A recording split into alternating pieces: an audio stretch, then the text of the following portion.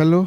मैं आज फिर आपके सामने कुछ क्वेश्चंस को लेकर फिर से उपस्थित हूँ। फिर हम लोग आज मैट्रिक्स पर ही डिस्कशन करेंगे कि किस तरह ऑब्जेक्टिव क्वेश्चन को हम लोग जो पिछले सालों में पूछा जा चुका है उसको कैसे बनाएंगे, उस पर डिस्कस करते हैं। तो जैसे कल 20 तक हम लोग देख चुके थे, आज 21वां नंबर है। 2a-7 और 1 है, a b-1 है। जब दो मैट्रिक्स इक्वल होते हैं तो रिस्पेक्टिव पोजीशन पर जो एलिमेंट होता है वह भी बराबर होते हैं। तो क्या लिखेंगे हम लोग कि 2a-7 को बराबर कर देंगे a के, अर्थात a जो इधर आएगा 2a-a = 7। तो a बराबर क्या हो जाएगा 7 के। और यह सेकेंड एलिमेंट के बराबर होगा, तो 1 को बराबर कर देंगे b-1 के। ऐसा करने से क्या होगा, तो 1 को इधर ले आइए, 1 + 1 = b। तो b बराबर हो गया 2 के। तो आपका ए बी, ए की जगह पर क्या रखिएगा, ए की जगह पर 7 और बी की जगह पर 2। तो जो आपको पॉइंट मिला वह सी ऑप्शन आपका सही हुआ। अगले question, the matrix 3 5 has no inverse if the value of k is. देखिए, किसी भी मैट्रिक्स का इन्वर्स तब संभव नहीं है जब उसके डिटर्मिनेंट का वैल्यू 0 हो जाए। अर्थात हमारा जो ये मैट्रिक्स है, ए बराबर मान लीजिए ये दिया हुआ है 3 5 2x हैज नो इनवर्स, उसका कोई इन्वर्स नहीं होगा इफ डिटर्मिनेंट ऑफ ए जो होगा वो 0 के बराबर हो जाए। डिटर्मिनेंट ऑफ ए जब 0 के बराबर होगा तो उसका कोई इन्वर्स नहीं होगा।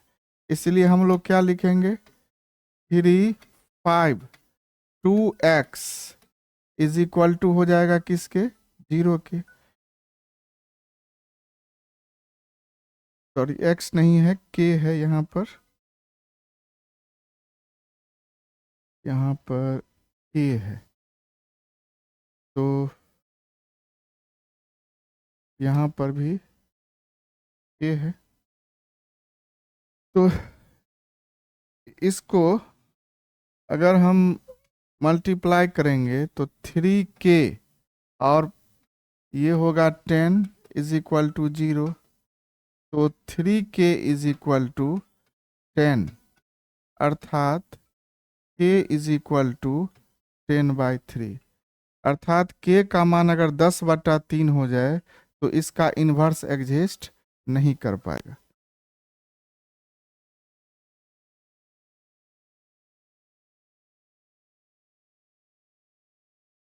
यहाँ पर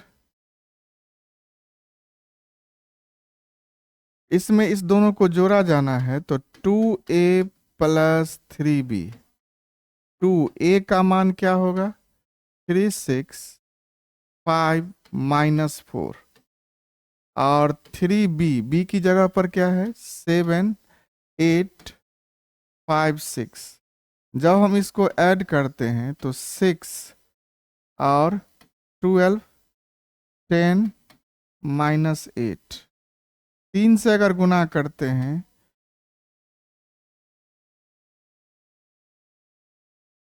तो ये 21 आएगा, 24 आएगा, 15 और 18 दोनों को ऐड कर लेते हैं। 21 और 6 27, 12 और 24 36, 10 और 15 25, 18 में से 8 जाएगा तो ये हो जाएगा 10। 27 36 25 10, अर्थात आपका बी ऑप्शन सही। नेक्स्ट सवाल को देखते हैं, जो आपका 24वां नंबर है। कहता है a + b निकाला जाए। तो a + b निकालने के लिए जो रिस्पेक्टिव पोजीशन पर एलिमेंट है उससे जुड़ेगा। तो ये रिस्पेक्टिव एलिमेंट जो जुड़ेगा तो 20 हो जाएगा, ये 20 और ये 20 हो जाएगा। 12 और 8 हो जाएगा 20, और ये हो जाएगा 20, ये हो जाएगा 20। जो जिस पोजीशन पर है उसी पोजीशन के साथ जुड़ेगा। जो जिस पोजीशन पर है, तो 12 में 8 जुड़ेगा तो भी 20, 13 में 7 जुड़ेगा तो भी 20, 14 में 6 जुड़ेगा तो भी 20। ऑल एलिमेंट्स जो है वो 20 के इक्वल होगा। ये आपका ऑप्शन हो जाएगा ए। अब 25वां नंबर है 2a। 2a प्लस 2a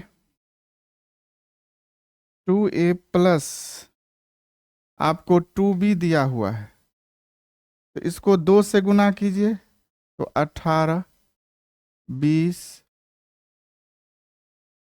22 और ये हो गया 24, 26, 28 प्लस यहाँ 2 से मल्टीप्लाई करेंगे इसको तो ये 22, 20, 18, ये हो गया 16, ये 14, 12,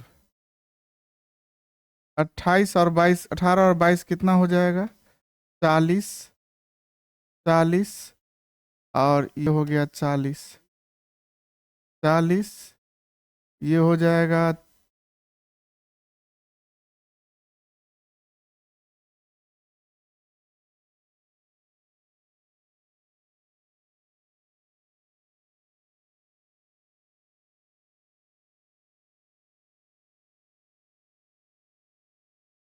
40, 28 और 12 हो जाएगा 40। मतलब ईच एलिमेंट जो है वो आपको 40 के बराबर। 18 जुड़ेगा 22 में, 40, 20 जुड़ेगा 20 में, 40, 22 18 में, 24 16 में, 26 14 में, 28 12 में। मतलब ईच एलिमेंट जो है वो 40 के बराबर हो जाएगा। नेक्स्ट क्वेश्चन को देखते हैं जो आपका 26 नंबर है। ए स्क्वायर निकालना है। तो ए स्क्वायर निकालने का तरीका है कि ए को ए से मल्टीप्लाई कर देना है। 1 -1 -1 1 और 1 -1 -1। यहाँ पर प्रत्येक रो को प्रत्येक कॉलम से गुना करना होता है। मतलब अगर 2 गुने 2 मैट्रिक्स को 2 गुने 2 से गुना करेंगे तो आपका फाइनल मैट्रिक्स जो बनेगा वो भी कितने का बनेगा 2/2 का। तो यहाँ जो एलिमेंट होता है वो कौन सा होता है A11। A11 माने पहला रो पहला कॉलम। तो 1 का गुना 1 से 1, फिर -1 का गुना -1 से तो 1, इसमें प्लस होगा। फर्स्ट रो सेकेंड कॉलम 1 का गुना -1 से -1 -1 का 1 से तो minus. Second row first column -1 और ये हो गया -1। सेकेंड रो सेकेंड कॉलम तो -1 का गुना -1 से +1 और 1 का गुना 1 से 1, इसको ऐड कर दिए तो यहाँ पर 2 -2 -2 और ये 2 हो गया। तो इसमें से अगर हम 2 कॉमन निकाल लें तो प्रत्येक एलिमेंट में से 2 कॉमन हो जाएगा। तो यहाँ होगा 1, ये -1, ये -1 और ये 1, अर्थात ये जो ऑप्शन हुआ ये तो a के बराबर ही हो गया। जो a दिया हुआ है वही है, तो ये 2a के बराबर हो, अर्थात इसमें से a ऑप्शन हो जाए। A and B are symmetric matrix of same order, then AB minus BA is skew symmetric, symmetric, zero matrix and identity matrix। Solution निकालना है इसका कि यह जो होगा वो इसमें से कौन सा मैट्रिक्स होगा। तो AB माइनस BA, इसको हम कुछ मान लेते हैं, जैसे मान लीजिए C मान लेते हैं। तो सिमेट्रिक या एस्क्यू सिमेट्रिक माने उसको डिफाइन करने के लिए, उसको बताने के लिए ट्रांसपोज निकालना जरूरी है। तो हम क्या करेंगे, C का डैश निकालेंगे। तो C का डैश AB माइनस BA के डैश के बराबर होगा। मतलब इसका ट्रांसपोज निकालना है। तो A को B से, मतलब जब ये बीच में माइनस का साइन है तो हम लोग प्रॉपर्टी के ट्रांसपोज के प्रॉपर्टी से जानते हैं कि हम दोनों को अलग अलग कर सकते हैं। तो क्या लिखेंगे, AB का ट्रांसपोज और माइनस BA का ट्रांसपोज। AB का ट्रांसपोज जो होगा वह क्या हो जाएगा, तो हम लोग जानते हैं कि प्रॉपर्टी से कि यह B डैश ए डैश पलट जाता है, बी पहले और ए बाद में, दोनों में डैश लग जाएगा, माइनस बी, यह भी ए डैश और बी डैश के मान ये भी पलटेगा, तो ए पहले आ जाएगा ए डैश और बी डैश बाद में। अब हम लोग जानते हैं कि A and B are symmetric matrix, मतलब ए डैश ए के बराबर और बी डैश बी के बराबर। ए डैश क्या है, सिमेट्रिक है, तो ए डैश ए के बराबर है और बी डैश बी के बराबर है। इसका मतलब हुआ कि बी डैश के बदले में हम बी लिख सकते हैं, ए डैश के बदले में ए, तो ये हो जाएगा ए बी। तो सी डैश जो हुआ, क्या इसके बराबर हो रहा है? अभी नहीं हो रहा है, मतलब इसके बराबर नहीं हो रहा है। अगर हम माइनस कॉमन ले लें तो ए बी प्लस हो जाएगा और बी ए जो है वह माइनस हो जाएगा। अब ये जो हमारा सी था उसके बराबर हुआ, तो सी डैश जो है वह माइनस सी के बराबर हुआ। तो यह किसका क्या बताता है कि C is skew symmetric, C is skew symmetric, skew symmetric यह मैट्रिक्स हो जाएगा। नेक्स्ट क्वेश्चन को देखते हैं। कहता है A be a square matrix, then A plus A dash will be a symmetric matrix, skew symmetric. हम पुनः इसको सॉल्व करने के लिए ए प्लस ए डैश को कुछ मान लेते हैं, बी मान लेते हैं, B is equal to A plus A dash मान लिए इसको। इसका ट्रांसपोज निकालते हैं बी डैश, तो ये हो जाएगा क्या, ए प्लस ए डैश का डैश हो जाएगा। बी बराबर माने हैं तो इस पर डैश लगाएंगे तो इस पर भी डैश, मतलब इसका ट्रांसपोज और इसका ट्रांसपोज सेम होगा, इस पर भी ट्रांसपोज लग गया। अब जो इसको हम क्या लिख सकते हैं, ए प्लस बी का जो डैश होगा वह ए डैश प्लस बी डैश के बराबर होगा, प्रॉपर्टी कहता है। तो हम इसको लिख सकते हैं ए डैश का डैश, तो ये हो जाएगा ए डैश, और ए डैश का डैश जो होता है, ए डैश का पुनः डैश, माने एक बार ट्रांसपोज निकाले और फिर अगेन निकालेंगे तो यह ए के बराबर होगा। तो ये ए के बराबर, ए डैश किसके बराबर, ए डैश प्लस ए के बराबर हुआ। तो यह जो होगा matrix A plus A dash जो कि बी के बराबर है, मतलब क्या हुआ, बी डैश जो हुआ वह बी के बराबर हुआ। और यह किसकी प्रॉपर्टी है, सिमेट्रिक मैट्रिक्स की, अर्थात ए प्लस ए डैश जो होता है वो हमेशा एक, ये थ्योरम है, आपको एनसीईआरटी में दिया हुआ है, ये थ्योरम है। अब यहां पर दिया हुआ है ए प्लस आई का होल क्यूब माइनस 7a, तो सॉल्यूशन इसका क्या लिखेंगे, क्या होगा इसका मान, जबकि ए जो है वो 3/3 मैट्रिक्स है, और ये भी दिया हुआ है कि ए स्क्वायर जो है वह किसके बराबर है, ए के। तो पहले ए प्लस बी का होल क्यू को हम तोड़ेंगे, ए प्लस बी के फॉर्मूला पर इसको ए प्लस बी का जो होल क्यू होता है उस पर तोड़ेंगे। तो ए प्लस आई का क्यू माइनस 7a, तो इसका फॉर्मूला होता है A Q B Q 3a into I, A plus I minus 7a। इसका जो मान होता है वो होता है आपको माइनस 7a के बराबर। तो यहां पर लिखेंगे ए क्यू का जो मान है वो A square into A, I Q को अगर 3 बार गुना करेंगे तो आई के ही बराबर होगा, आई को जितना टाइम आप मल्टीप्लाई कीजिए वह आई के बराबर ही होता है। तो आई क्यू हो जाएगा आई के बराबर, प्लस 3 ए को आई से मल्टीप्लाई करेंगे तो ये भी ए के ही बराबर होगा, क्योंकि कोई भी मैट्रिक्स को अगर आई से हम मल्टीप्लाई करते हैं तो उतना ही के बराबर होता है। तो ए इंटू आई ए के बराबर हो जाएगा, और ए प्लस आई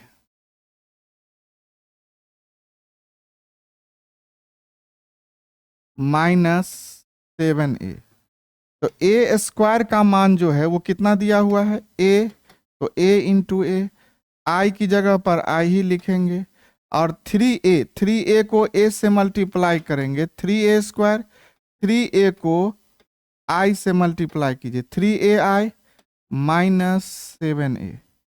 तो a इंटू ए स्क्वायर के बराबर होगा into I, 3a square a के बराबर होगा और 3a माइनस 7a।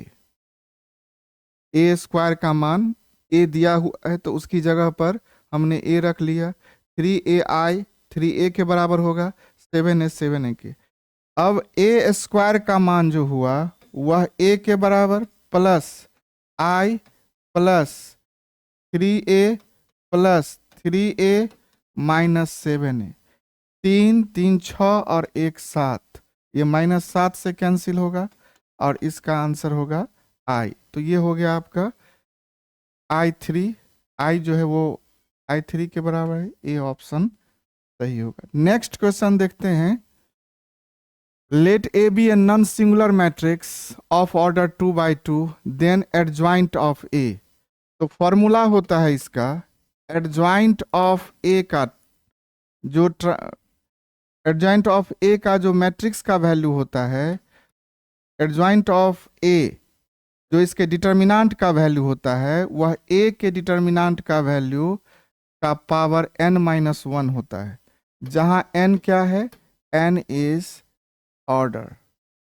ये n जो होगा वो ऑर्डर है। तो यहाँ ऑर्डर पहले से क्लियर दिया हुआ है कि 2 by 2 का है, तो यहाँ पर हो जाएगा डिटर्मिनेंट ऑफ ए और n की जगह पर 2 दिया हुआ है तो 2 होगा, -1।